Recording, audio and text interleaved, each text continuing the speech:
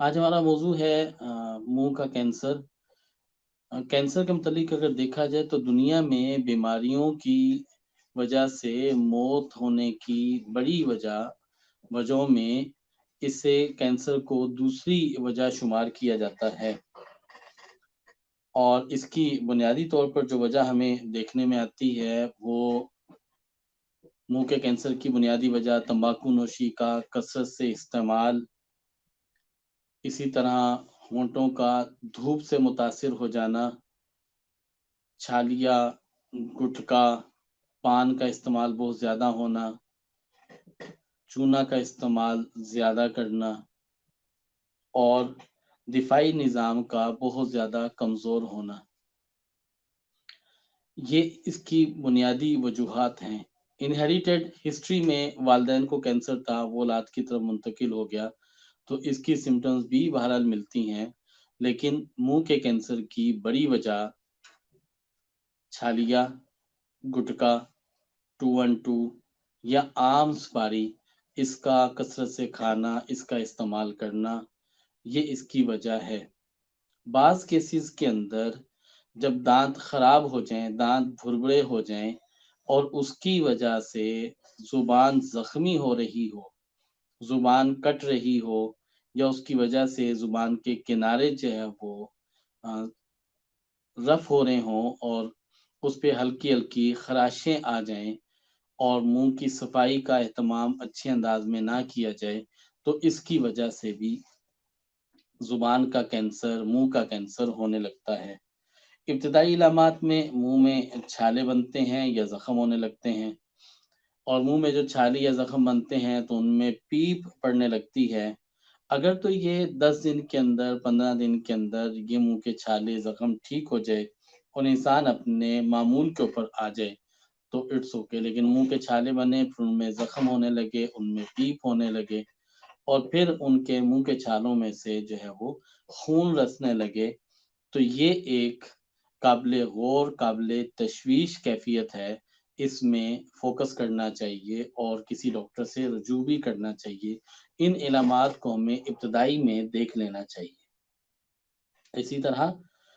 अगर सांस में बदबू आने लगे तो आम तौर पे जब मुंह में कैंसर होने लगता है, मुंह के अंदर कोई रसोली बनती है, कोई ऐसा दाना या ऐसा जख्म होने लगता है जो जल्दी ठीक नहीं हो रहा होता, उसमें जब पस पड़ जाती है या बैक्टीरियल इन्फेक्शन ज़्यादा होता है, तो उससे मुंह में बदबू आने लगती है।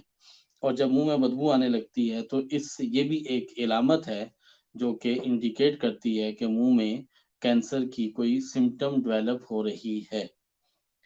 जुबान के ऊपर सुर्ख या सफेद निशानात का डेवलप हो जाना, जुबान पे, मसूड़ों में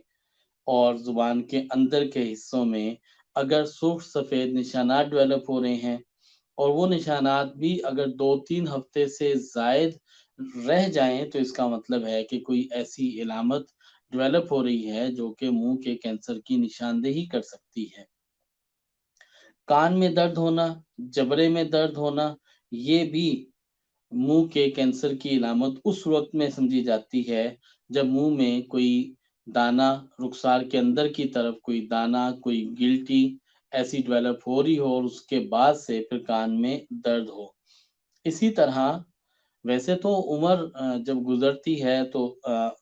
उधेड़पन के अंदर जो है वो आवाज़ बैठ जाती है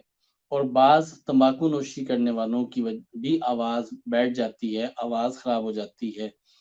लेकिन अगर जो है ऐसी सिम्पटम बज़ाहिर ना हो और एज भी ऐसी ना हो और मुँह में, गले में, हलक में कहीं गिल्टी हो, मुँह में ज़ुबान के ऊपर जो है वो कहीं इस तरह का इन्फेक्शन मौजूद हो और उसके साथ उसकी वजह से अगर आवाज़ बैठने लगे, तो फिर भी ये इलामत मुँह के कैंसर की समझी जा सकती है और इसके ऊपर हमें तशवीश करनी चाहिए, इसके ऊपर फ़िक्रमंद होना चाहिए। इसी तरह अगर जो है वो जबड़े में दर्द है, मुँह खोलना मुश्किल हो रहा है और जबड़े की हड्डियों में, दाँतों में दर्द होने लगा है और मसूड़े में कोई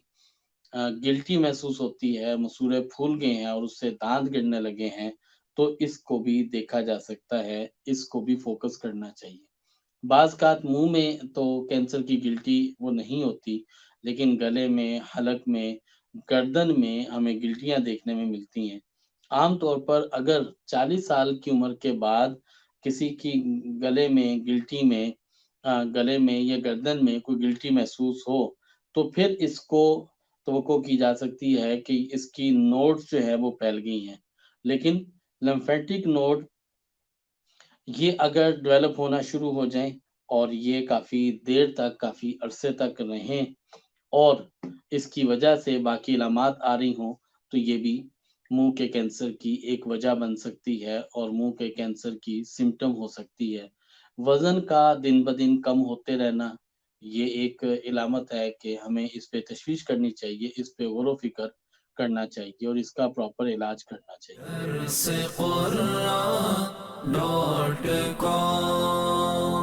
www.darsequran.com